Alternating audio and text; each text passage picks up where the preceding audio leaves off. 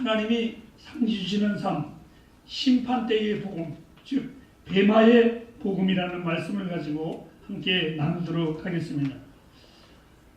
나의 그 신앙생활 가운데 내가 신앙생활이라고 그러니까 그 시절에는 실질적으로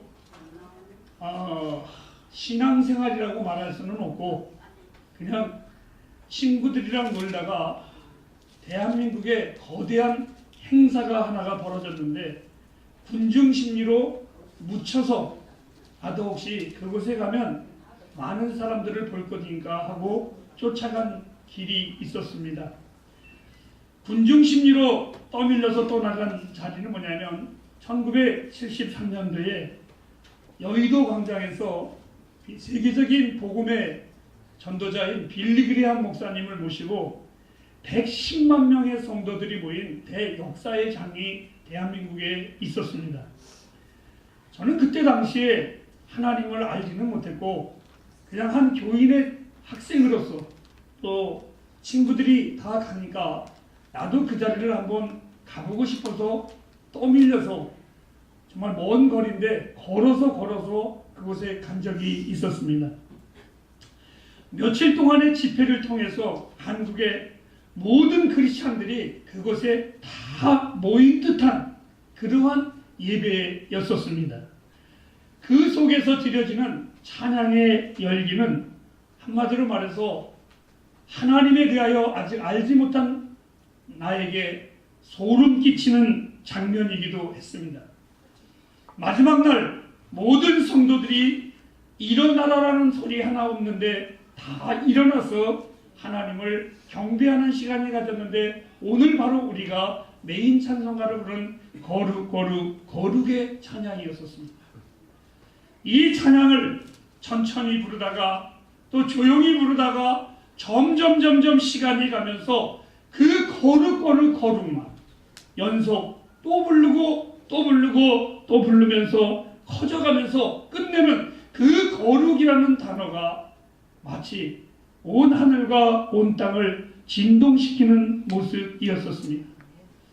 저는 그때의 모습이 지금도 내 머릿속에 생생하게 그려지는 것은 마치 그때의 모인 성도들은 하나님의 심판대 앞에서 선 것처럼 그것을 그들은 불렀습니다. 그 웅장하고 아름다운 소리가 천국에서 나는 소리와 정말 상당히 비슷할 것이라고 생각을 했습니다. 하나님을 경배하면 경배할수록 그것에 모인 모든 사람들은 더 경배하고 싶은 그 열정이 나의 눈에 다 비치었습니다. 돌아오는 내 마음속에서는 하나님이 정말 살아계신가 봐 라는 막연한 생각을 가지고 저는 돌아왔습니다. 아직도 내 기억에 그날에 대하여 생생한 것은 하나님 앞에 설 때에 하나님이 우리가 어떤 분이심을 알게 될 때에 그리고 그 하나님이 내가 태어날 날부터 그날까지 인도하신 그 하나님의 전능하심을 볼 때에 필사적으로 천둥의 하늘의 그 천국의 기둥이 흔들릴 정도로 우리는 온 힘을 다해서 기뻐하며 그 하나님을 찬양할 것입니다. 아니 그 하나님 앞에 우리가 그날 했을 때에 그냥 찬양이 부족하여 더 열정적으로 그 하나님을 또 경배하고 싶은 마음이 바로 그곳에 모인 주의 백성들의 마음일 것입니다. 우리는 온 마음을 다해서 누군가를 사랑할 때 그 사람이 표현하는 말의 표현은 참으로 소중하고 귀중합니다. 그래서 사랑하는 사람들이 그 고백을 잊지 않고 또 되새겨보고 또 되새겨보기도 합니다. 그런데 그 말을 넘어서 사랑합니다 라는 것보다는 진정으로 사랑하는 자들은 행위로 무엇인가를 보여주고 싶어합니다. 그래서 선물도 주고 또 그가 어려울 때에 도와주기도 싶고 그가 힘들 때에 보호해주고 싶기도 하고 또 그를 어떻게 해서든지 섬기고 싶기도 합니다. 연애할 때는 대부분 남자들이 여자의 핸드백을 들고 다니지만 결혼해서 애 낳으면 다 여자가 짊어지고 다닙니다. 아마 누구나 다 연애하고 살아갈 때에는 섬기고 싶고 보호해주고 싶고 아끼고 싶은 것이 바로 사랑하는 자의 행위라고 저는 믿습니다. 하나님을 사랑하는 나의 마음에도 내 하나님을 사랑하는 것을 저는 말로 다 표현을 못했습니다. 그리고 부족했습니다. 제가 처음 주님을 만날 때에 그 감격이 내 안에 얼마나 컸던지, 어떻게 하면 내가 하나님을 사랑한다는 것을 보여줄 수 있을까? 어떻게 하면 내가 하나님을 정말 귀하게 여긴다는 것을 하나님 앞에 느끼게 할 수 있을까? 참 고민이 많았습니다. 하나님 사랑합니다. 이것도 시간이 가면서 정말 내 안에 따분하게 느꼈습니다. 어떤 것이 하나님이 기뻐하실까? 어떤 것이 하나님이 원하시는 것일까? 고민하고 또 고민하면서 하나님께서 나에게 원하시는 것이 무엇일까? 내가 정말 하나님을 사랑한다면, 내가 정말 그 하나님을 향하여 내 마음이 불타있다면 그 하나님이 원하시는 것이 무엇일까? 나를 향한 하나님의 뜻이 무엇일까를 고민했습니다. 그런데 어느 한순간에 내 마음에 하나님이 나에게 원하시는 것이 있구나. 그것이 바로 목회였었습니다. 남들은 이것을 보고 사명이라고도 말을 하고 영어로 콜링이라고도 말을 하고 여러 가지 멋진 언어를 쓰는데, 사실 저는 하나님이 나에게 사명을 주셨는지 안 주셨는지는 그날 가서 제가 여쭤볼 겁니다. 그러나 제가 목회의 길을 들어온 것은 후회 없이 들어왔습니다. 기쁨으로 들어왔습니다. 왜? 내가 그렇게 사랑하는 주님이 나에게 원하시는 것이 목양이라는 것을 알았을 때, 내가 정말 주님을 사랑한다면 내 온 몸을 다해서 목회를 해야지 하는 그 마음으로 지금까지 저는 목회의 길을 걸어왔습니다. 사랑하는 여러분, 아마 우리 주님이 나 같은 자가 주님의 마음을 조금이라도 헤아려서 목회의 길을 뛰어들어왔을 때에 주님은 그때부터 지금까지 저를 끊임없이 후원하셨고, 내가 주의 일을 한다고 들어왔는데 알고 보니까 주님이 오히려 모든 것을 다 행해 주셨습니다. 그리고 이 일을 걸어왔습니다. 그런데 놀라운 것이 있었습니다. 나는 주님의 사랑을 받고 목회에 뛰어들었는데 여러분, 하나님은 나에게 너무나 놀라운 일을 하셨습니다.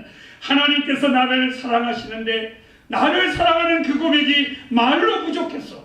극적인 선물을 우리에게, 나에게, 여러분에게 행동으로 주셨는데, 요한복음 3장 16절 말씀해 보니까 당신의 독생자 아들 예수 그리스도를 우리를 위하여 주셨습니다. 아멘.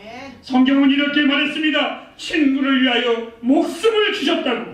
가장 위대한 사랑의 표현은 사랑하는 자를 위하여 무엇인가, 즉 목숨을 주는 것이 가장 귀한 사랑이라는 것을 성경은 증언해주고 있습니다. 바로 나는 목회에 뛰어들었지만 주님은 당신의 아들을 친히 나를 위하여 선물로 허락하신 하나님의 사랑이었었습니다. 바울 사도가 그의 말년에 여전히 그는 끊임없이 하나님을 향하여 전진하고 있었습니다.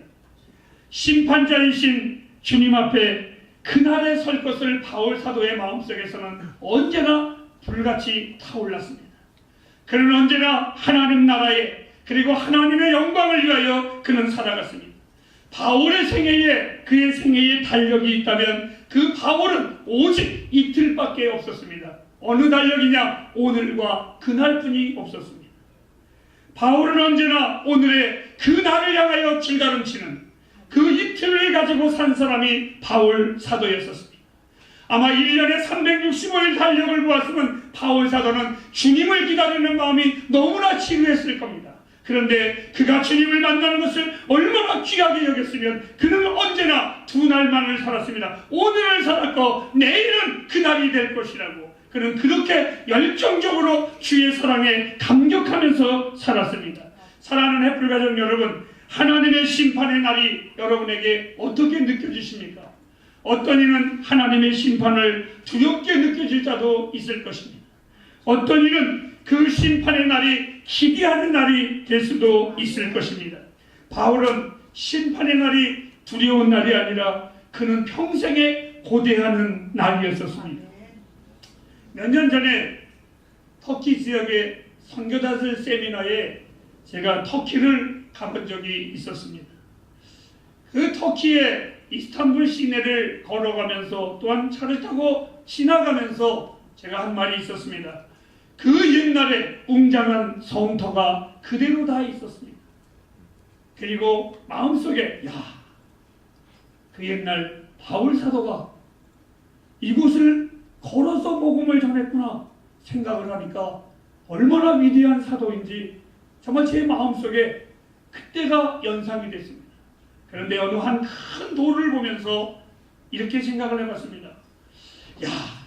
저 웅장한 대리석 위에 사도행전 18장 13절에 보니까 하나님을 섬기라고 한 그것이 제목이 되어서 바울 사도가 그 반석 위에 심판대를 만들어 놓고 바울 사도를 세워놓고 총독의 자리에 그 심판석을 총독의 자리로 만들어 놓고 바울을 향하여 심판하고 그 바울은 그 웅장한 반석 위에 서서 심판을 받는 모습을 생각을 해보았습니다. 바로 심판자의 자리를 보고 우리는 배마라고 표현을 합니다. 그러한 심판을 받는 바울의 모습을 상상하면서 오늘 고린도 교회에 바울 사도가 편지를 보냅니다. 대마의 선지 3년 지난 어느 날, 그것이 바로 고린도 후서의 말씀입니다. 성도들에게 한 통의 편지를 바울 사도가 보냅니다. 고린도후서 5장 10절 말씀에 이렇게 말을 합니다. 내가 지금 하나님을 전함으로 말미암아 심판대 앞에 서 있지만 사랑하는 고린도 교인들이여, 하나님의 백성으로 여러분들은 특별하게 살아야 합니다. 나는 내가 하나님을 전함으로 말미암아 죄인으로서 이 로마의 칼날 앞에, 로마의 법정 앞에 나는 서 있지만 결코 나는 부끄럽지 않습니다. 그리고 이 심판석이 나에게는 두렵지가 않습니다. 사랑하는 고린도 성도들이요, 아니 사랑하는 햇불 교인들이요, 이렇게 말합니다. 그리스도의 뱀 앞에, 그리스도의 심판대 앞에 나와 여러분들은 반드시 서야 될 것을 잊지 말아야만 합니다. 이 바울 사도는 로마의 법정 앞에 섰을 때에 자기가 뜻없는 고난을 받는, 그리스도의 이름으로 고난을 받는 그 고난을 본 것이 아니라 그날에 내가 주님 앞에 이렇게 설 것이란다. 바울은 심판대를 본 것이 아니라 영원한 그 나라에 우리 주님 앞에서 설 그 영원한 복된 심판석을 이 바울 사도는 그리고 있었습니다. 세상에 이해 못하는 감동의 물결이 바울의 마음속에 밀려오기 시작을 했습니다. 아마도 바울은 소름이 끼칠 정도로 환희의 기쁨이 오히려 그 심판대 앞에서 이루어졌을 것입니다. 육신의 몸은 언제인가는 이 땅을 벗을 것이고 그 다음에 영원한 생명이 기다림을, 그리고 지금의 나의 모습이 세상의 판결이, 아니 저 로마의 판결이 나에게는 그렇게 중요하지 않습니다. 이렇게 표현합니다. 내가 오늘 이 복음을 전하는 것, 세상 사람들이 나를 판결하는 것 그렇게 중요하지 않습니다. 아니 우리 햇불 가족들이 오늘 목사님 설교가 좋았습니다, 그거 나에게 그렇게 중요하지 않습니다. 아니 오늘 우리들의 예배가 참으로 은혜스러웠습니다, 그것도 그렇게 중요하지 않습니다. 내 인생의 진정한 판결은 그날에 하나님 앞에 설 때입니다. 그것이 바로 우리들의 가장 중요한 것입니다.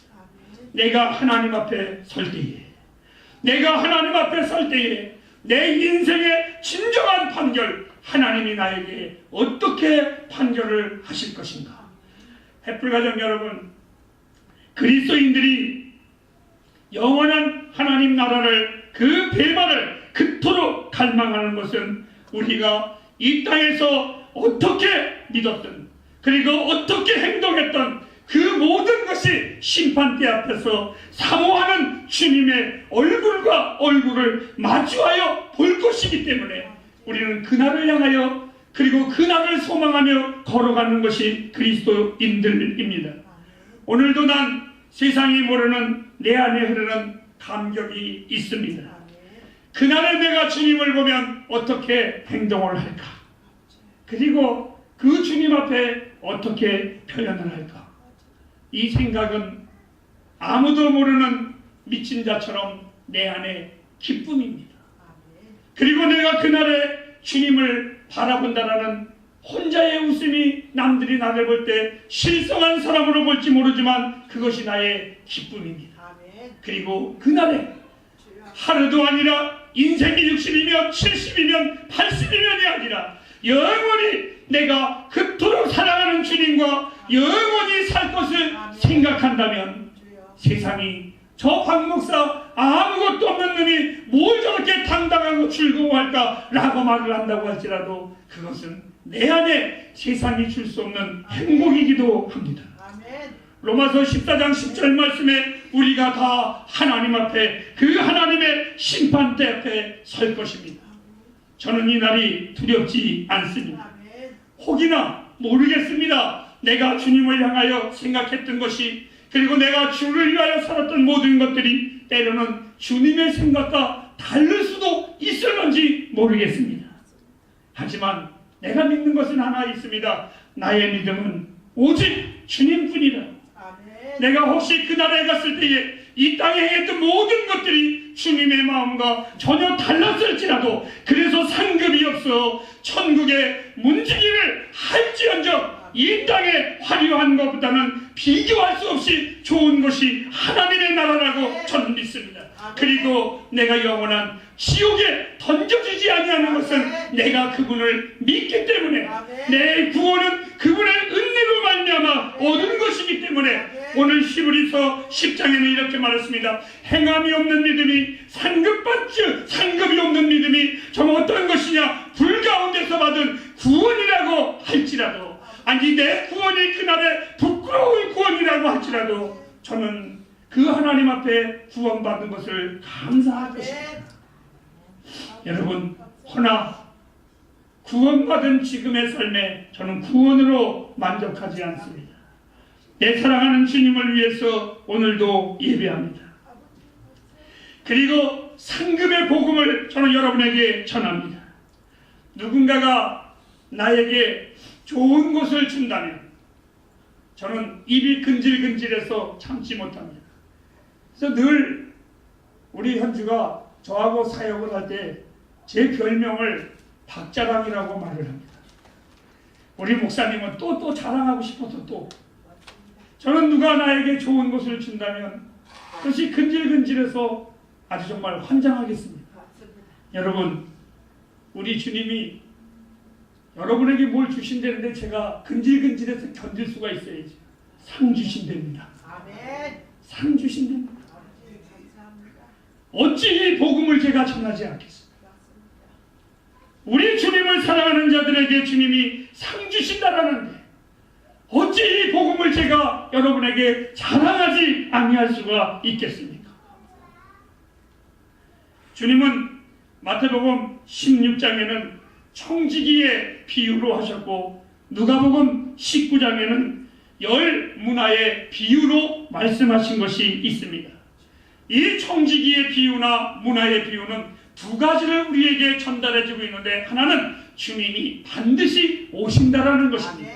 그리고 두 번째로는 주님은 그 문화를 준 자들에게 그 종들에게 주님은 장사를 잘하라고 명하셨다는 겁니다. 여러분 하나님이 주신 모든 것들을 여러분 어디에다가 쌓아 두셨습니까? 그리고 하나님이 주신 여러분의 모든 재능들을 어떻게 사용하고 계십니까? 오늘 주님이 오시어 여러분의 삶을 판단하신다면 어떻게 판단하실까요? 아니 오늘 성경은 이렇게 말했습니다. 불 가운데 없어질 그러한 공들인가 아니면 불 가운데서도 타지 아니하는 영원한 하나님의 상급을 받는 상급인가를 한번 생각해 보시기를 바랍니다.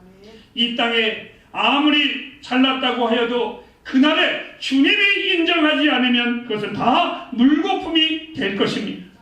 성경에 나오는 광경 중에 제가 읽을 때마다 늘 머릿속에 상상을 해봅니다.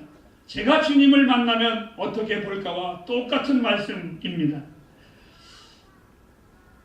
굉장히 쑥스러운 표현이 나올 것 같아요. 제가 쑥스럽다라는 표현을 쓰면 사람들이 목사님이 오늘 참 겸손하게 말하네. 제 표현을 말하면 성경에 가장 쪽팔린 장면이 나옵니다. 베드로가 주님이 고난을 받을 때에 누가 주님을 팔고 누가 주님을 죽이겠습니까? 내가 가만히 안 두겠습니다. 그랬더니 우리 주님이 베드로야, 너같이 의리 있는 자가 있어서 내 마음이 행복하구나 라고 하지 아니하시고 너는 닭 울기 전에 3번 나를 부인할 거라 이미 말씀하셨습니다. 베드로가 그 말을 들었을 때에 내 의리를 주님이 묵살하는가? 기분이 나쁠 수도 있어요.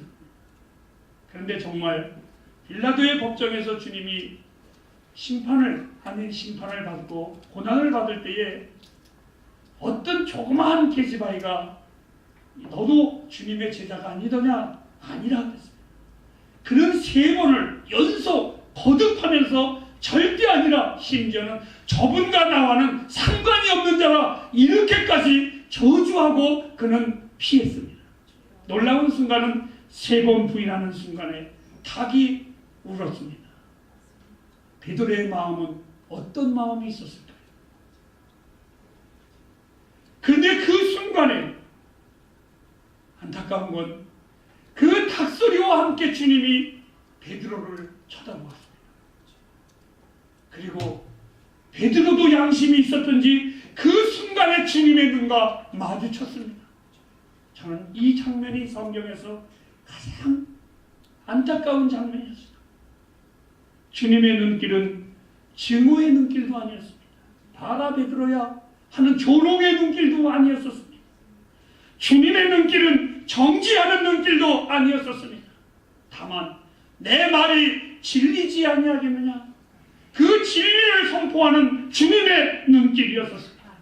베드로 사도는 누가복음에 이렇게 말했습니다. 그 주님과 눈길을 마주쳤을 때에 생각하며 통곡하여 울었다.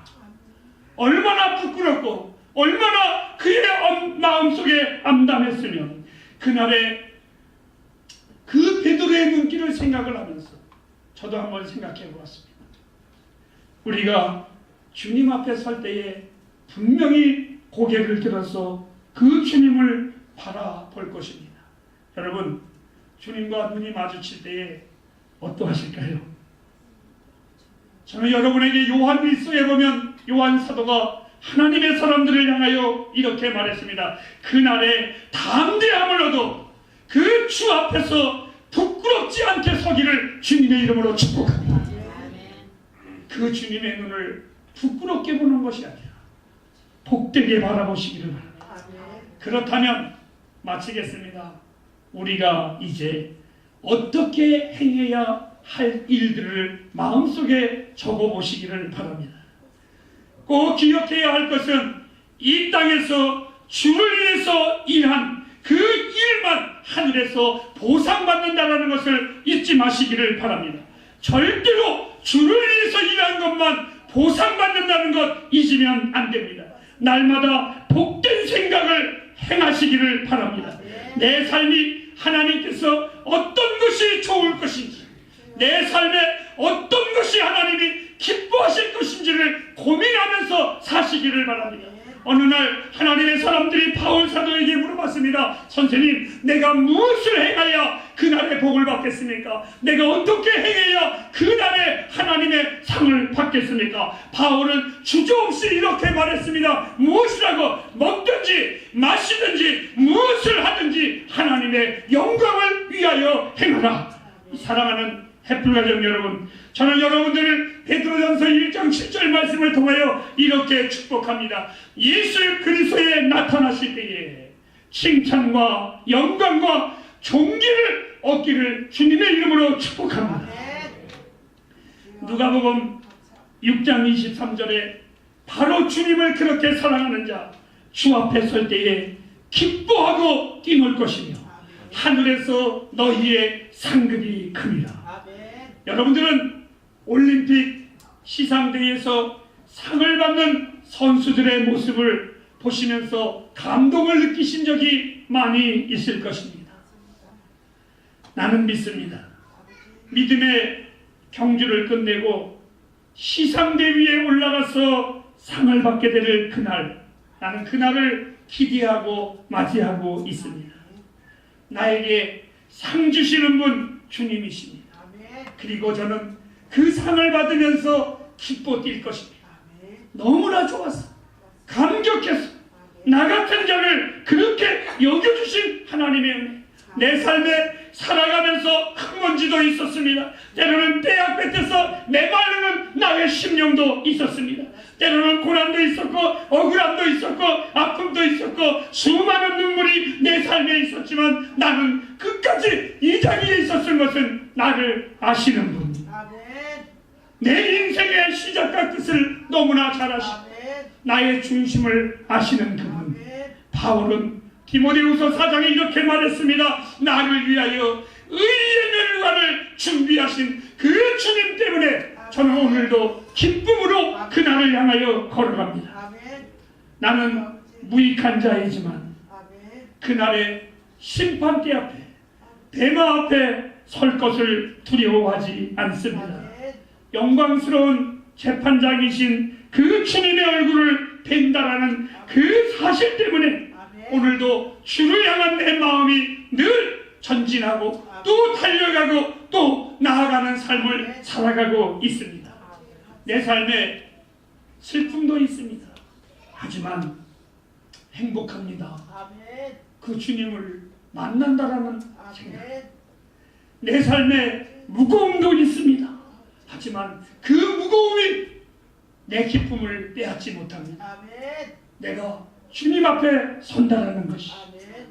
햇불가족 여러분, 오늘도 우리가 살아가는 삶의 진정한 이유가 그 행복, 그 기쁨이 되길 주님의 이름으로 축복합니다. 우리가 오늘도 예배하는 이유, 우리의 삶이 힘들고 어려워도 기뻐할 수 있는 이유, 우리는 영광스러운 주님 앞에 설 것이라 기도하겠습니다.